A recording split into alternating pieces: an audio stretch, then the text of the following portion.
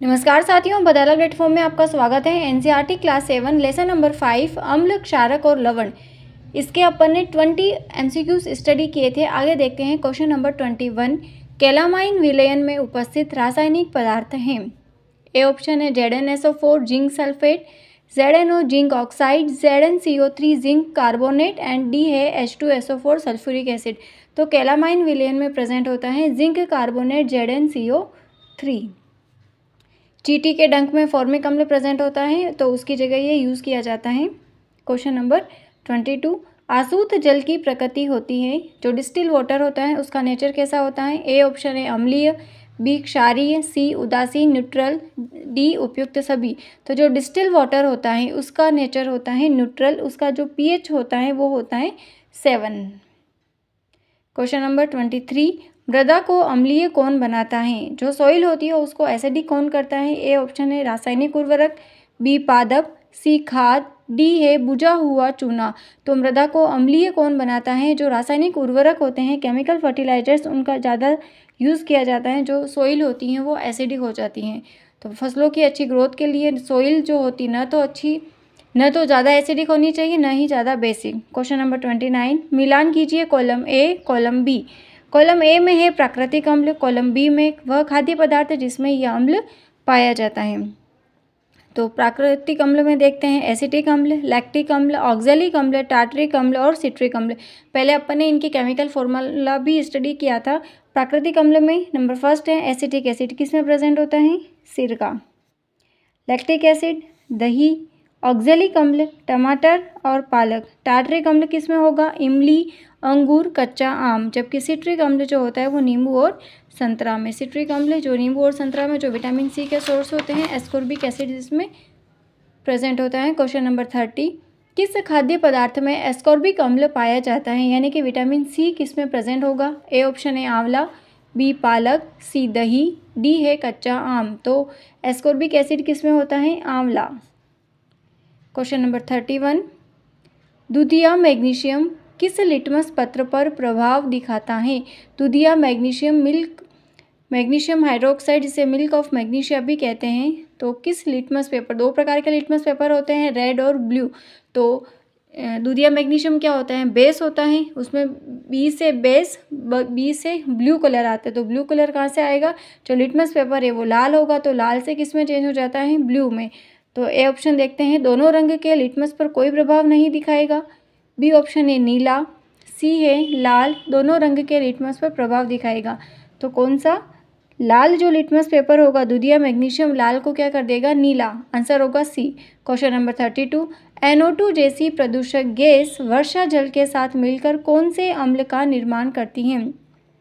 जो acid rain होती हैं, CO2, NO2, SO2, ये सारी जो पॉल्यूटेंट गैसेस होती है वो इन्वायरमेंट में मिलकर के क्या एसिड का फॉर्मेशन करती हैं, और वो जो वर्षा जल के साथ में मिलकर के एसिड रेन बनाती है। ए ऑप्शन है H2SO4, बी HNO3 नाइट्रिक अम्ल, सी है कार्बोनिक अम्ल, डी ओल। तो NO2 जैसी जो प्रदूषक गैस होती है वो किसका निर्माण करती, कौन से अम्ल का, HNO3 नाइट्रिक अम्ल। जबकि SO2 जो है वो H2SO4 बनाएगी, CO2 कार्बोनिक अम्ल बनाती है। इसका आंसर होगा बी।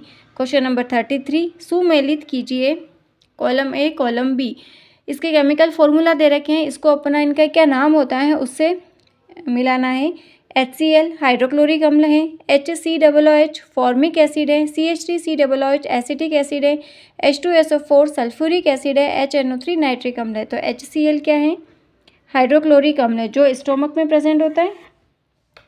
HCOOH फॉर्मिक अम्ल है, यह फॉर्मिक अम्ल चींटी के डंक में प्रेजेंट होता है। CH3COOH एसिटिक अम्ल है, यह सिरका में पाया जाता है।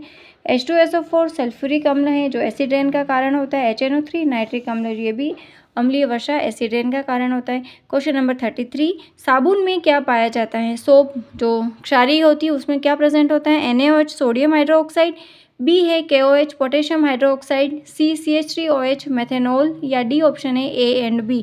तो जो साबुन होती है वो सोडियम एंड पोटेशियम हाइड्रोक्साइड के होती है? आंसर होगा डी। क्वेश्चन नंबर 34, मानव आमाशय जो ह्यूमन का स्टोमक होता है उसमें पाया जाता है। ए ऑप्शन है HCl हाइड्रोक्लोरिक अम्ल, बी CH3COOH, सी है HCOOH, डी HCHO जिसे फॉर्मेल्डिहाइड कहते हैं। जब इसका ऑक्सीडेशन होता है तो ये HCOOH एक ऑक्सीजन और जुड़ जाता है और फॉर्मिक एसिड का फॉर्मेशन होता है। तो मानव आमाशय में क्या पाया जाता है? HCl हाइड्रोक्लोरिक अम्ल। ये अपने टोटल 34 क्वेश्चन अपन ने लेसन नंबर 5 में देखा है, एसिड, बेस और सोल्ट। अच्छे से ये लेसन अपन ने कंप्लीट कर लिया। इस चैप्टर में जितने भी ऑब्जेक्टिव टाइप के क्वेश्चंस बनते थे वो अपन ने सारे देख लिए। अब एक स्पेशल नोट है कि हमारा जो शरीर है उसकी भी प्रत्येक कोशिका में एक अम्ल प्रेजेंट होता है। कौन सा अम्ल? डीऑक्सीराइबोन्यूक्लिक अम्ल, जिसे अपन DNA कहते हैं। DNA एक पीढ़ी से दूसरी पीढ़ी में सूचनाओं का संचरण करने का काम करता है, तो ये भी एक अम्ल होता है, डीऑक्सीराइबोन्यूक्लिक अम्ल। सभी जो प्रोटीन्स होती हैं, जो हमारी कोशिकाओं के भाग होते हैं प्रोटीन्स, वो भी किसके बने होते हैं? एमिनो अम्ल के बने होते हैं। और हमारे शरीर में पाई जाने वाली जो वसा होती हैं फैट, वो भी वसा अम्ल ही होती हैं, फैटी एसिड्स ही होते हैं।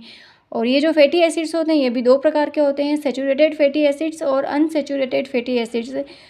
सैचुरेटेड मतलब सारे सिंगल बॉन्ड वाले, अनसैचुरेटेड मतलब क्या होता है कि उसमें double bond, triple bond present होते हैं। तो अपनी बॉडी के लिए अनसैचुरेटेड फैटी एसिड्स जो होते हैं वो ज़्यादा यूज़फुल होते हैं। ये आगे की क्लासेस में अपन स्टडी करेंगे। तो अभी तक अपना लेसन नंबर 5 क्लास 7 का कंप्लीट हो चुका है। कल अपन स्टडी करेंगे चैप्टर नंबर 6, भौतिक और रासायनिक परिवर्तन, केमिकल एंड फिजिकल चेंजेस। जिस तरह जंगल में भटके राहगीर को नदी का बहाव रास्ता दिखा जाता है, उसी तरह संघर्ष के साथ चलते रहने से कामयाबी का पड़ाव मिल ही जाता है। वीडियो यूज़फुल लगे तो like, share and subscribe. Thank you for watching this video.